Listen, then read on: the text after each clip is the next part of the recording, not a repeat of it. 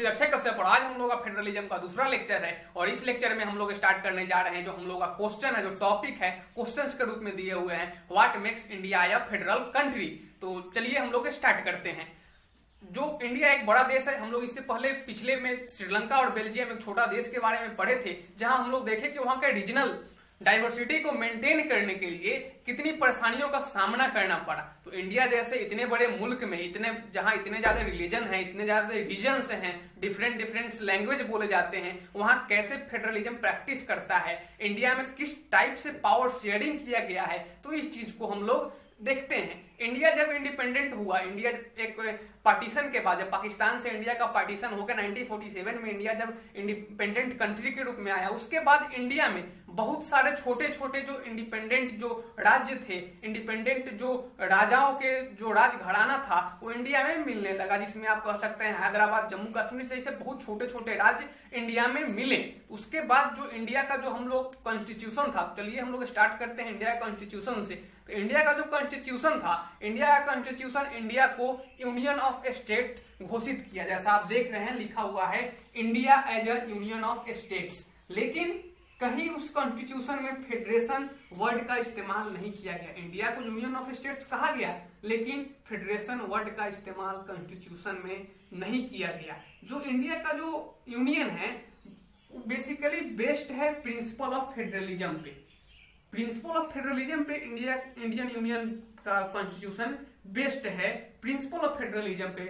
तो इसको हम लोग देखते हैं। कॉन्स्टिट्यूशन जो था इंडिया का, वहां पे जो कॉन्स्टिट्यूशन इंडिया का है, वो इंडिया में 2 टीयर गवर्नमेंट, इनिशियली अभी तो 3 टीयर है, आपको हम बता रहे हैं। इनिशियली जो इंडिया का कॉन्स्टिट्यूशन में 2 टीयर गवर्नमेंट का प्रावधान किया गया। जो पहली गवर्नमेंट थी, जिसको आप यूनियन गवर्नमेंट कह सकते हैं, हमारे यहाँ इसको लोग सेंट्रल गवर्नमेंट कहते हैं, इंडिया में लोग इसको सेंट्रल गवर्नमेंट कहते हैं। हम लोग पिछले लेक्चर में पढ़े थे सेंट्रल और स्टेट गवर्नमेंट के बारे में। सेंट्रल गवर्नमेंट जो होती है वो देश के सुरक्षा और आदि मामलों पे काम करती है। स्टेट गवर्नमेंट जो लोकल इश्यूज होते हैं उसको अपने अंडर में टेक ओवर करती है। तो जो इंडिया का कॉन्स्टिट्यूशन था, इंडियन कॉन्स्टिट्यूशन में 2 टीयर गवर्नमेंट यानी 2 गवर्नमेंट का बात किया गया। 2 गवर्नमेंट कौन कौन था? पहला सेंट्रल गवर्नमेंट जो पूरे सेंटर का यानी पूरे देश का जो मामला होगा उसको देखेगी, और दूसरा स्टेट गवर्नमेंट जो लोकल मामलों को देखेगी। लेकिन बाद में क्या हुआ, एक 3rd टीयर तीसरा भी गवर्नमेंट इंडिया में लाया गया,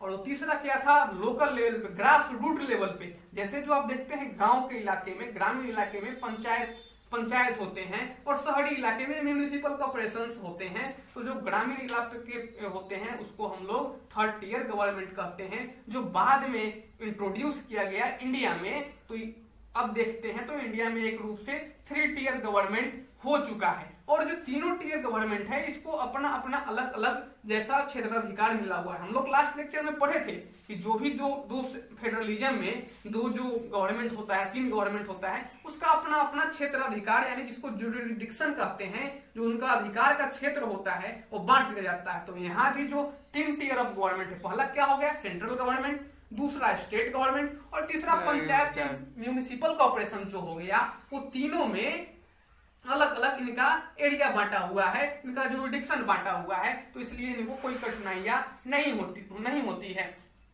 जो अपने यहाँ का जो कॉन्स्टिट्यूशन है, इंडिया का जो कॉन्स्टिट्यूशन है, वो इंडिया के जो लेजिस्लेटिव पावर्स है, लेजिस्लेटिव पावर्स को 3 फोल्ड में डिस्ट्रीब्यूट कर दिया है सेंट्रल और स्टेट गवर्नमेंट के बीच में। क्लियर है? लिखा हुआ देखिए, constitution clearly provided a 3-fold distribution legislative powers between the union government and state government. जो हमारे यहाँ कॉन्स्टिट्यूशन में प्रावधान किया गया कि 3 फोल्ड में जो यहाँ लेजिस्लेटिव पावर है उसको यूनियन और सेंट्रल के बीच में बांट दिया जाए। तो इसको हम लोग 3 लिस्ट भी कहते हैं। ये जो 3 फोल्ड में बांटा गया इसको हम लोग 3 लिस्ट भी कहते हैं। तो चलिए हम लोग जो 3 लिस्ट जो है उसको हम लोग आगे देखते हैं। चलिए जो हम लोग का जो 3 लिस्ट है वो 3 लिस्ट हम लोग देख लेते हैं। पहले तीनों का नाम देख लीजिए, यूनियन लिस्ट, स्टेट लिस्ट और कंकरेंट लिस्ट। चलिए स्टार्ट करते हैं हम यूनियन लिस्ट से। यूनियन लिस्ट में वैसे सब्जेक्ट्स इंक्लूड होते हैं जो नेशनल इंपॉर्टेंस है, जो देश के रिलेटेड जो मुद्दे होते हैं उसको यूनियन लिस्ट में रखा गया है। आप इसको सेंट्रल लिस्ट भी कह सकते हैं, यूनियन लिस्ट भी इसको कह सकते हैं, दोनों सेम होता है। यूनियन और सेंट्रल, यूनियन और सेंट्रल दोनों सेम वर्ड है। हमारे यहाँ सेंट्रल वर्ड का इस्तेमाल ज्यादा होता है, इसलिए हम लोग सेंट्रल गवर्नमेंट कहते हैं और यूनियन लिस्ट इसको या सेंट्रल लिस्ट कहिए। तो जो यूनियन लिस्ट में वैसे मामले को इंपॉर्टेंस दिया जाता है जो देश से, जो कंट्री से रिलेटेड हो, जैसे डिफेंस का सेक्टर, फॉरेन अफेयर्स का सेक्टर, बैंकिंग, कम्युनिकेशन और करेंसी।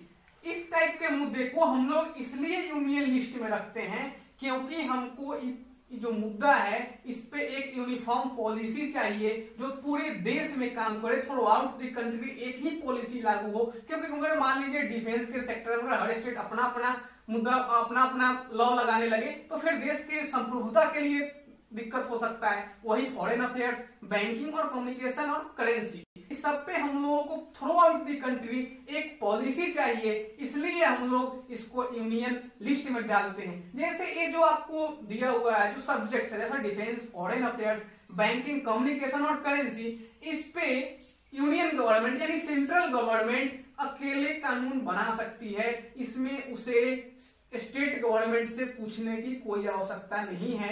इसमें union government alone can make law. अकेले इस जो सेंट्रल लिस्ट यानी यूनियन लिस्ट में जो सब्जेक्ट्स होते हैं उस पे यूनियन गवर्नमेंट अकेले कानून बना सकती है।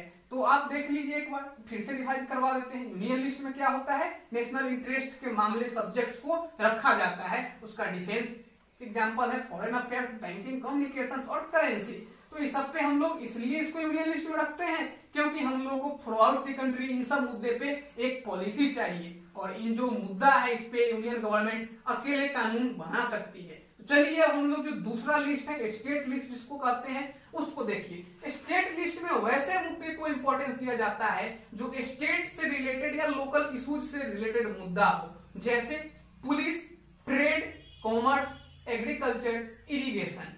तो ये जो मुद्दे आपको दिए हुए हैं ये लोकल मुद्दे हैं। खेती का मामला हो गया, सिंचाई का मामला हो गया, ट्रेड का मामला हो गया, लोकल पुलिस का मामला हो गया, ये सब लोकल इशूज हैं, स्टेट से रिलेटेड इशूज हैं, इसलिए इसको हम लोग स्टेट लिस्ट में डालते हैं। तो जो जैसे यूनियन लिस्ट की तरह, जैसे यूनियन लिस्ट पे यूनियन गवर्नमेंट अकेले कानून बना सकती है, उसी टाइप से इसमें भी जो स्टेट लिस्ट में जो सब्जेक्ट्स इंक्लूड हैं इस पे स्टेट गवर्नमेंट अकेले कानून बना सकती है। तो चलिए हम लोग का क्लियर हो गया यूनियन लिस्ट और स्टेट लिस्ट। जो अगला हम लोगों का है वो कंकरेंट लिस्ट है। तो कंकरेंट लिस्ट में वैसे मुद्दे को इंपॉर्टेंस दिया जाता है जिसमें दोनों यानी कि सेंट्रल गवर्नमेंट और स्टेट गवर्नमेंट दोनों का कॉमन इंटरेस्ट हो। दोनों का जो कॉमन इंटरेस्ट वाला जो सब्जेक्ट्स होते हैं उसको हम लोग कंकरेंट लिस्ट में डालते हैं। जैसे उसका सबसे अच्छा एग्जांपल जो है एजुकेशन हो गया। आपका एजुकेशन स्टेट गवर्नमेंट की पॉलिसी में भी आता है और सेंट्रल गवर्नमेंट की पॉलिसी में भी आता है।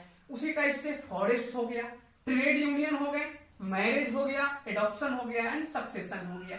ये जो मुद्दा यहाँ पे जो आप देख रहे हैं education, forest, trade union, marriage, adoption and succession, एक कॉमन इंटरेस्ट का मामला है, कॉमन इंटरेस्ट का सब्जेक्ट है जिसपे दोनों सेंट्रल गवर्नमेंट और स्टेट गवर्नमेंट दोनों इंटरेस्ट लेती है। तो इस पे दोनों कानून बना सकती है। इस पे क्या है कि दोनों कानून बनाए, सेंट्रल गवर्नमेंट भी बना सकती है, स्टेट गवर्नमेंट भी बना सकती है। लेकिन अगर किसी कानून को लेकर कंफ्लिक्ट हो जाए सेंट्रल गवर्नमेंट से, एजुकेशन है, एजुकेशन पे कानून बनाया स्टेट गवर्नमेंट भी और सेंट्रल गवर्नमेंट भी कानून बनाया और दोनों में कानून को लेके विवाद हो गया, कंफ्लिक्ट हो गया, तो उस पे किसका कानून मायने रखेगा, किसका कानून वैलिड होगा, उस स्थिति में जो कानून वैलिड होगा वो कानून होगा आपका सेंट्रल गवर्नमेंट का कानून वैलिड होगा। कानून तो दोनों बना सकता है लेकिन किसी कंफ्लिक्ट के केस में कंकरेंट लिस्ट वाले मुद्दे को, कंकरेंट लिस्ट वाले सब्जेक्ट्स पे जो कानून वैलिड होगा वो कानून वैलिड होगा आपका सेंट्रल गवर्नमेंट का। जैसे आप चलिए कि बहुत सारे ऐसे भी मुद्दे हैं जो कॉन्स्टिट्यूशन फॉर्म होने के बाद आए, उस मुद्दे को इनमें से कहां रखा जाए। जैसे आप जो हम लोग का सॉफ्टवेयर है, कंप्यूटर सॉफ्टवेयर है, वो हम लोग कंट्री के कॉन्स्टिट्यूशन बनने के बाद आए, तो उन लोगों को किस लिस्ट में रखा जाए। तो चलिए उस मुद्दे को हम लोग आगे देखते हैं। तो चलिए देखते हैं वैसे सब्जेक्ट्स जो तीनों लिस्ट में से किसी में फॉल नहीं करते हैं। What about the subjects that don't fall in any of the three list. तो अकॉर्डिंग टू आवर कॉन्स्टिट्यूशन, हमारे संविधान के हिसाब से वैसे सब्जेक्ट जो तीनों में से किसी लिस्ट में फॉल नहीं करते हैं, यूनियन गवर्नमेंट को स्पेशल पावर होता है उस टाइप के विशिष्ट सब्जेक्ट्स पे कानून बनाने का, लेजिस्लेटिव का काम करने का यूनियन गवर्नमेंट को पावर होता है। जैसा अगर ऐसा क्वेश्चन आता है कि 1 नंबर में मान लीजिए क्वेश्चन आ जाएगा what about the subjects that don't fall in any of the 3 list, तो आपको कुछ नहीं करना है, सिंपल एक लाइन लिख देना है according to our constitution union government has a power to legislate on these residuary subjects, on these residuary subjects. Residuary subjects का जो रेसिड्यूरी का जो हिंदी होता है मतलब अति विशिष्ट, वैसा सब्जेक्ट्स जो कहीं से विशिष्ट माना गया है या कॉन्स्टिट्यूशन बनने के बाद आया है, उस टाइप के सब्जेक्ट्स को लेजिस्लेट करने के लिए, उन पे कानून बनाने के लिए हमारे कॉन्स्टिट्यूशन में यूनियन गवर्नमेंट को पावर दिया गया है। अब हम लोग को बीच में ऐसा ही पढ़ना, जैसे होल्डिंग टुगेदर से जो फेडरेशन बना है उसमें जो सभी कंस्टिट्यूएंट स्टेट्स हैं उनको इक्वल पावर नहीं दिया गया है। उसी टाइप से हमारे यहाँ भी इंडियन यूनियन में भी बहुत सारे स्टेट्स को स्पेशल पावर्स हैं, बहुत सारे स्टेट्स को कम पावर्स है। जो हमारे यहाँ जो एनसीईआरटी में एग्जांपल दिया हुआ है जम्मू कश्मीर का, वहां अभी कानून चेंज करके बहुत सारा कानून चेंज हो गया है इस ईयर, तो उसमें जो दिया हुआ है उसको हम पढ़ा देते हैं। पहले जो जम्मू कश्मीर में हुआ करता था उसको हम बता देते हैं कि जम्मू कश्मीर में क्या था कि उसका एक अलग अपना कानून था, अलग संविधान था जम्मू कश्मीर में।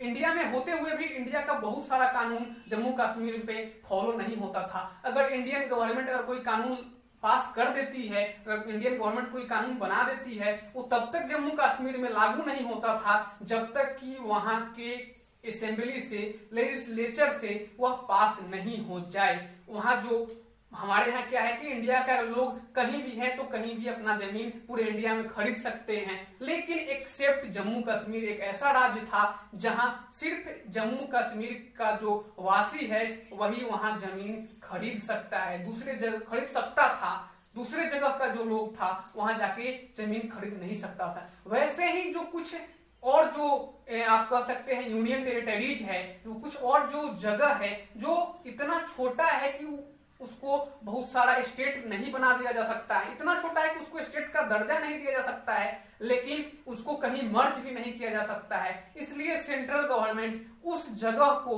उस स्थान को अपने अंडर लेके यूनियन टेरिटरी बना देती है, जिसका जो कुछ एग्जाम्पल है वो चंडीगढ़ है। चंडीगढ़ हो गया, दूसरा जो हो गया लक्षद्वीप,